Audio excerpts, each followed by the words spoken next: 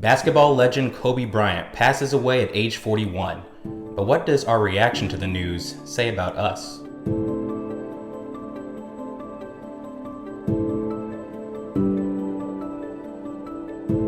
Howdy y'all, welcome to the Wright Brothers. I am Trey Felder. Let's get right down to it.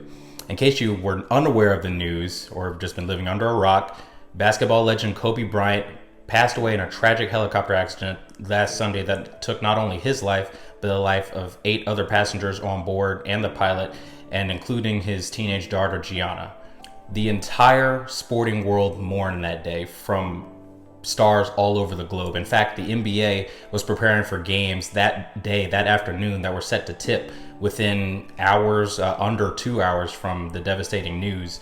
And some players paid tribute in their own way. Some teams paid tribute in their own way. Right here in San Antonio on that Sunday afternoon, the San Antonio Spurs and the Toronto Raptors were set to tip off at about 3 p.m., so roughly under 90 minutes from hearing the news.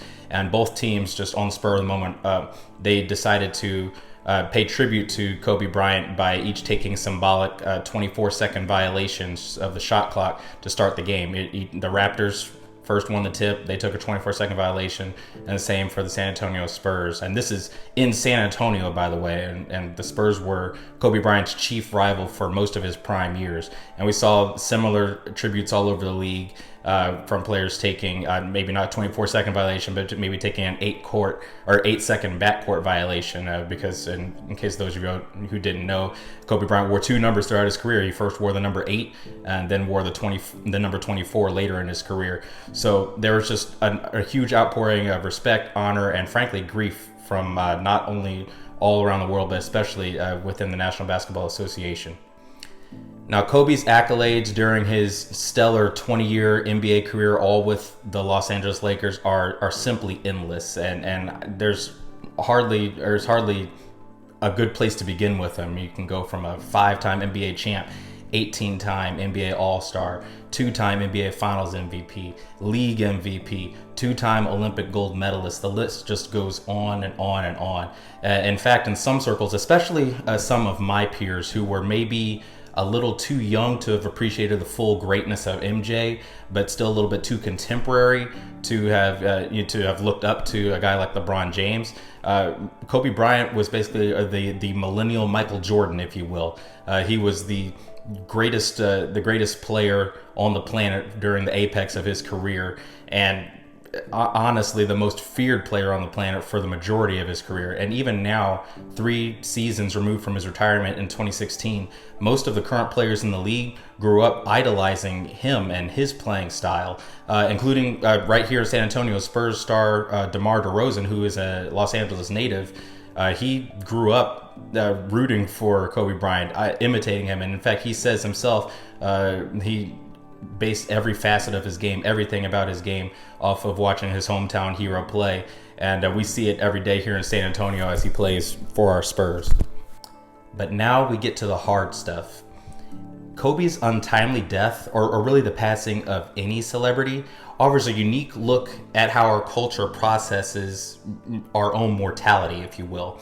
Is Kobe's death more significant than thousands of others around the globe? Is it more significant than the deaths of a heroic soldier or of an innocent person killed by a drunk driver? No.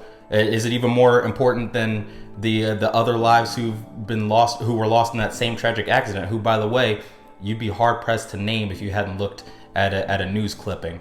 Of course not. So at first I personally felt a little bit guilty for having such a strong emotional reaction, especially for a man that I did not know, and for crying out loud, I spent his entire 20-year career rooting against him. I booed him at his final game here in San Antonio during his retirement tour, if you will. I cheered him going off the court, but I had to let him know I was in the building, of course.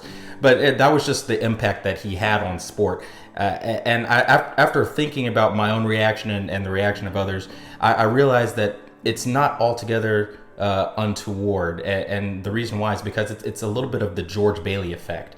One man's life can be so profound because of so many other lives that it touches. And I know for me personally, I went from literally boyhood to manhood, to husbandhood, to fatherhood, all during Kobe Bryant's career. And basically his exploits on and off the court were a big part of the cultural fabric that formed a big part of the person that I am today, especially as someone who is a huge sports fan, as my followers on Twitter can no doubt attest. So Kobe's unusually public life, like I said, he died at age 41, had a 20-year NBA career. He spent literally basically half of his life as an active NBA player. It represents not just himself, but also just a common window of time. And I think that that's what most people are reacting to, because whether you're a sports fan or not, whether you're a Lakers fan or not, you knew who Kobe was, knew why he was special, and his life and what he did just had a big impact on the American social scene, on the global social scene, and was starting to have an impact, beyond NBA basketball and beyond the borders of our nation. Obviously, it was a very holistic life that he led, for better or for worse. And we don't even have to get into the negative exploits right now.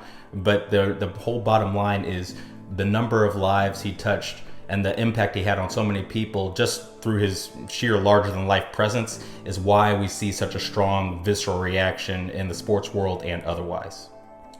But the tragedy that is underscored by this entire incident is just the fragility of life and how much it is to be cherished. Now, as many people as are mourning Kobe, and with good reason, as I've already mentioned, the part that tears me up personally the most is the fact that his teenage daughter, Gianna, affectionately known as Gigi, also died in that same accident.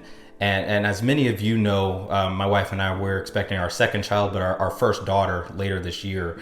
And to just wrap my mind, or attempt to wrap my mind around the horror of Vanessa Bryant having to deal with not only the loss of her spouse, but the loss of her child, the loss of her daughter. That's just, it's something that it's almost too horrific for me to completely grasp, and it makes me just feel even more for people who've lost loved ones in such a sudden and tragic way. It's extremely difficult to accept for a lot of people, and I include myself in that number. So what's our takeaway from all of this? Well, my advice to you is to make amends with your fellow man. Hug your loved ones, hug them extra tight. Leave no doubt about just how much they mean to you. Don't allow fate to come around and leave you filled with regrets.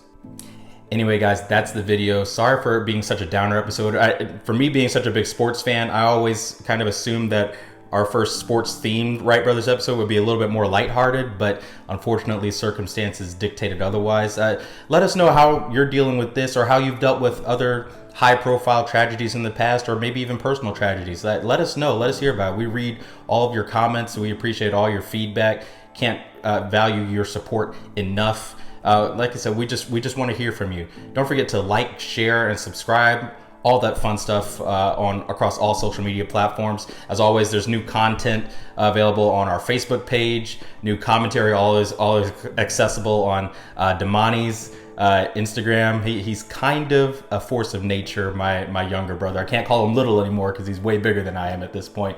But check him out on his Instagram and on his TikTok if you have that app. Full disclosure, I feel old, but I don't have TikTok yet. I don't even fully grasp what it is, but hey, like I said, that's just me showing a little bit of my age, and I know some of y'all are in the same boat out there. So, and if you want to engage with us on even a more personal level, check out either his Twitter account or mine, where, like I said, I tend to talk a little bit long and loud about sports, if that's your cup of tea. But anyway, guys, really appreciate your support. Thanks for everything. Like I said, hug your loved ones extra tight. Trey Felder, out. The first revolution is when you change your mind about how you look at things and see that there might be another way to look at it that you have not been shown. The revolution will not be televised, and be no rerun, brothers and sisters. The revolution will be live.